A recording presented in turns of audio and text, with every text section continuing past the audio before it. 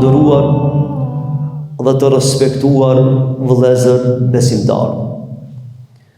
Bazuar në atë se çfarë na thot Kurani famëlart, mësojmë dhe besojmë se Zoti i Madhreshëm ka përcaktuar gjithçka, ka krijuar gjithçka sipas vullnetit të tij në formën dhe në kohën e duhur.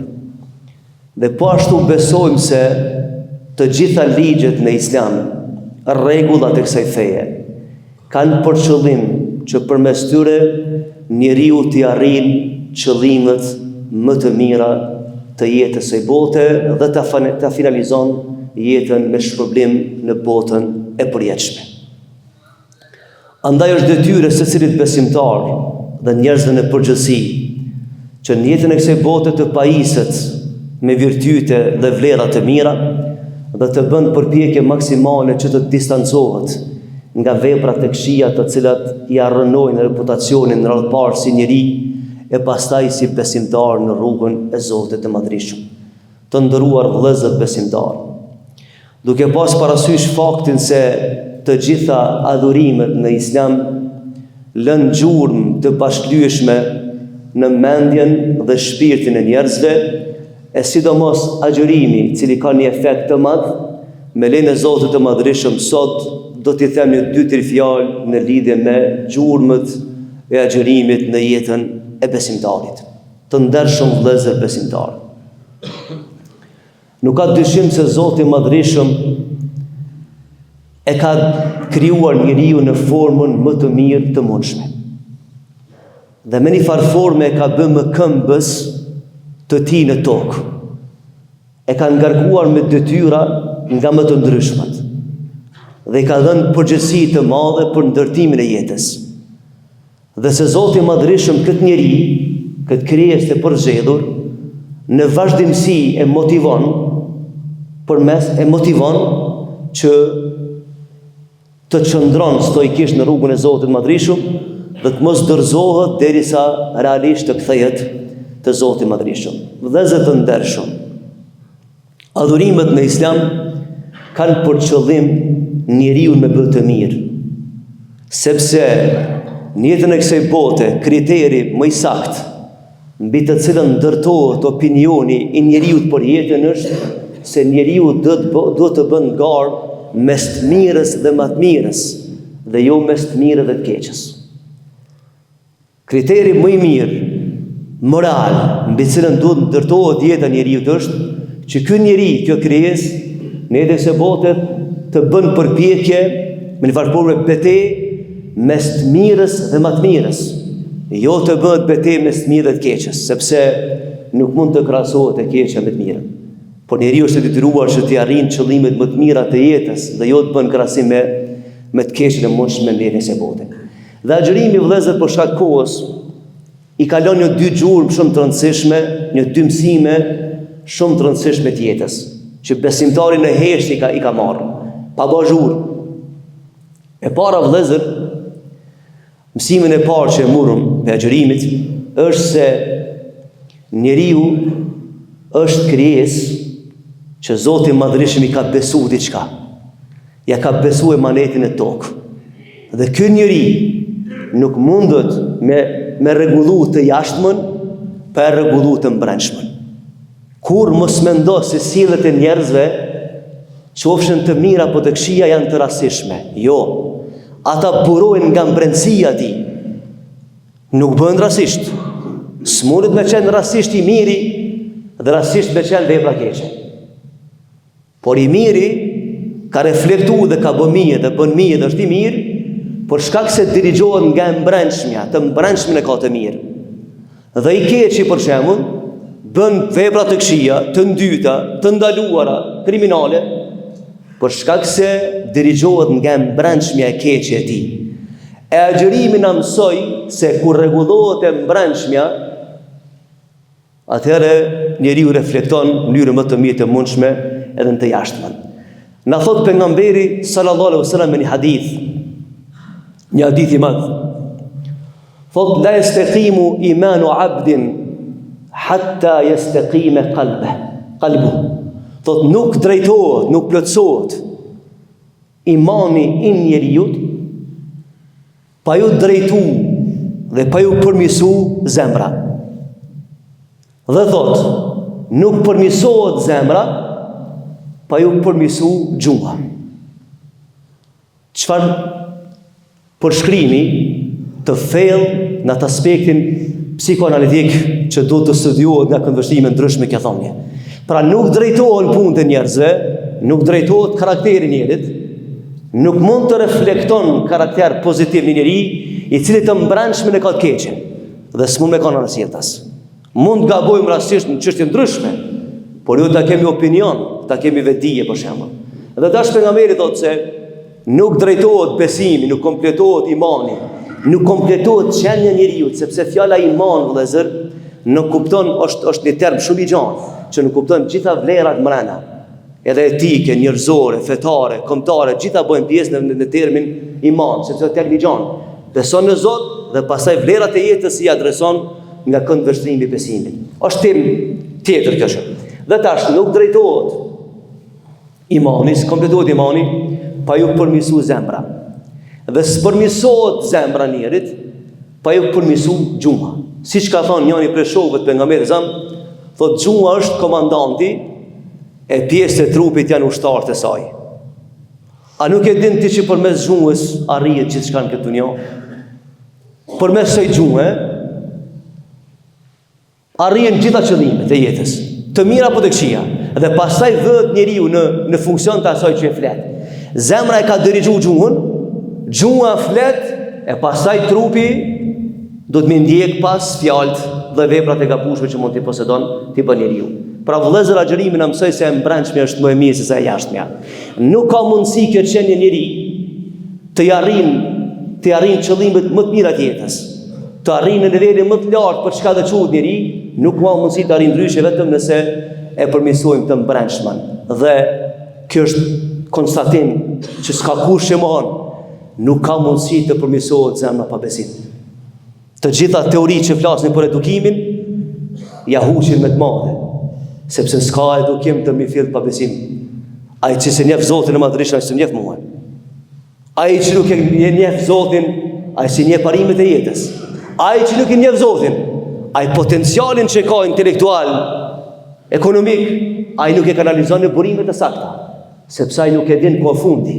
E din çfarë do të thonë besimi, vëllezër? Besimi është garancioni të nesërmës. Ku përfundon kjo jetë? Për ka i bën veprat. E nëse s'ka besim në Zotin e Madhërisëm, çish e kupton jetën ai? Ku ne adreson jetën? Pra nuk ka edukat të mirëfillt pa besim. E besimi, vëllezër, e rregullon që të mbrëmshmen. Për këtë arsye kam thonë ditë në xhumë, vëllezër, ne muslimanët duhet me dalë pe xhamisë, me çet edukat që kemi në xhami. Sepse feja na mëson të jemi të tillë jashtë xhamisë. Jo vetëm në xhamisë, por të jemi jashtë, të jemi në punë, në shkollë, në detyrë, të jemi të njëjtë. Me çet modesti, me çet sinqeritet, me çet potencial për jetën, familjen, shoqërinë, dhe të reflektojmë karshi rrjedhave. Jo vetëm ta bëjmë islamin vetë të mirë vetëm brenda xhamive, por ne të dalmi me këtë karakter dhe jashtë xhamisë. Të vetëdijshëm, të sigurt, të sinqert, progresiv, të i dash vlerat e kështu me radhë. Pra nëse na ka përmirësuar agjërimi, dhe padyshim se po, atëherë na duhet me çet kartë me dal jashtë. Dhe me pa botën nga një këndvështrim tjetër. Pra vëllezër, mësimin e parë që marrim në agjërim është se nuk përmirësohet karakteri e njeriu pa ju përmirësuar zemra. Kjo është temë e gjatë filozofinë, herë të flasim më gjatë. Ata që se kanë përmirësuar zemrën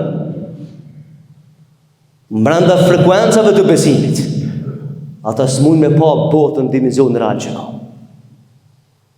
Prandaj agjërimi na mëson që të fillojmë nga zemra e pastaj të shohim me veprat në rrafshin edhe social. Dhe e dyta, vëllezër, në agjërim ose gjatë agjërimit mësuam se Zoti i Madhërisëm e don perfeksionizmin, e don që njeriu këtë dunja gjërat i bën mënyrën më perfekte të mundshme.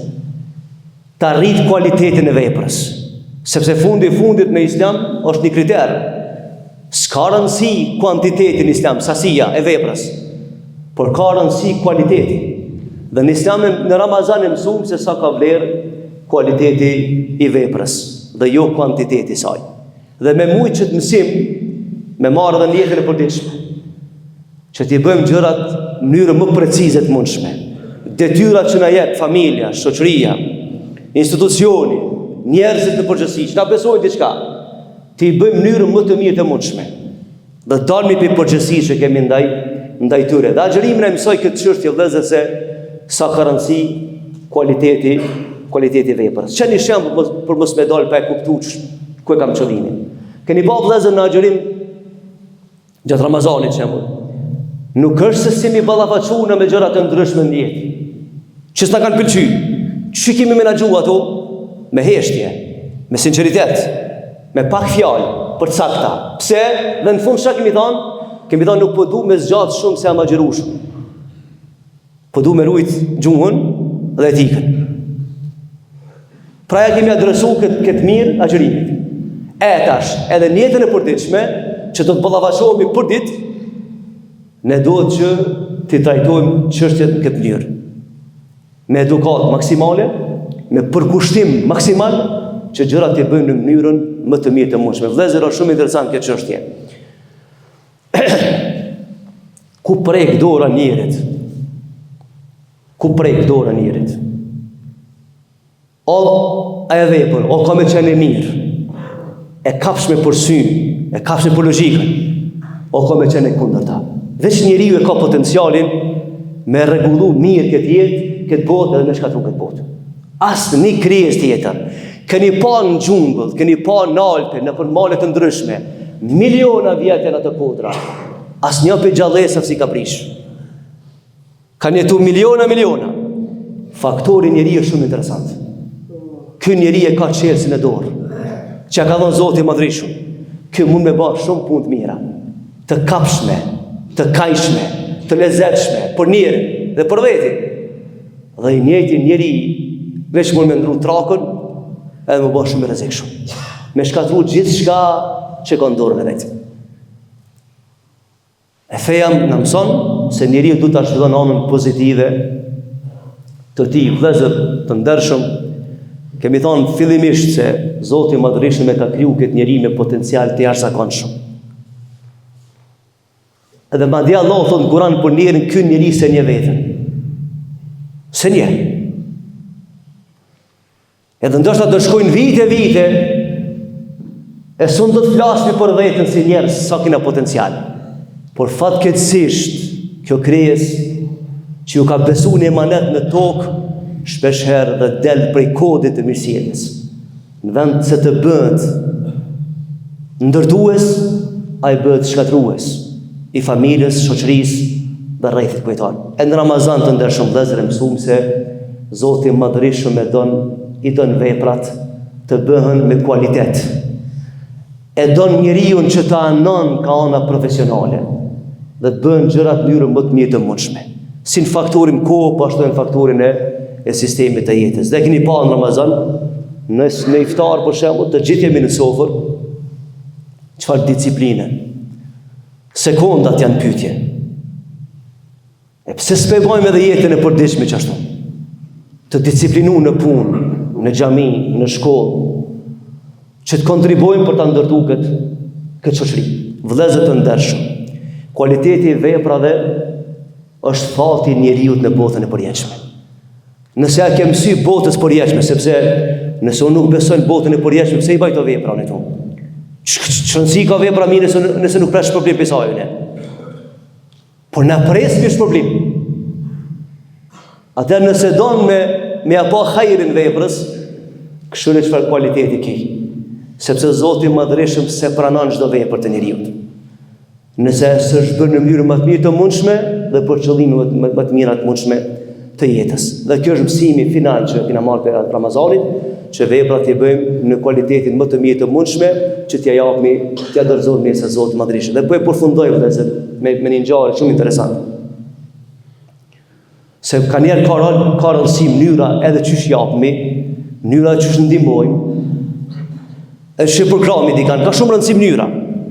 Është transmetu se nana besimtare, Aisha radhiyallahu anha, kur ka dhënë sadak, në atë ku janë kanë parët, me kësivar hekra, e ka marrë parën, edhe e ka fshin, e ka parfymos, e ka pështjedh me një farë, në atë kohë, rubit mirë, edhe i ka thonë dikush, thot, po pse pe argjon gjatë energji, po e pastron parën, po e pështjedh ka shmirë, tha sepse ka me dhonë sadak. Tha, po as ban me dhonë sadak, vish me dhonë qashtua? Tha, jo. Pse? Tha, së në shpesoj me pranu Zoti. E Zoti nuk pranan vepra shkërishko. Tha, të në llogariti me marrë shpërblim të Zoti. Edhe nderoj ati që ja parën, në qëtë mënyrë, sepse pres nesër shpërblim të Zoti i madrishëm. Pra jo çdo vepër e cila bëhet në mënyrë jo të mirë, mund me shpresu me lidh fatin tanë me te. Vëllezër të ndershëm, krejt kjo rrugë gjatë e jetës, ka me përfundu me një peshore, veç ti dhe veprat e tua, veç unë dhe veprat e mia. Dhe që atëherë kena me kuptu se sa e kemi kuptu jetën, sa kena punu për jetë, edhe sa e kemi lexuar mirë kartën e fundit të kësaj bote. Pra, agjërimi mëse shumësane dhe për shkak kohës po e përfundoj këtu, me vazhdu në gjumon arshme, walhamdulillahi rabbil alamin, al-Fatiha.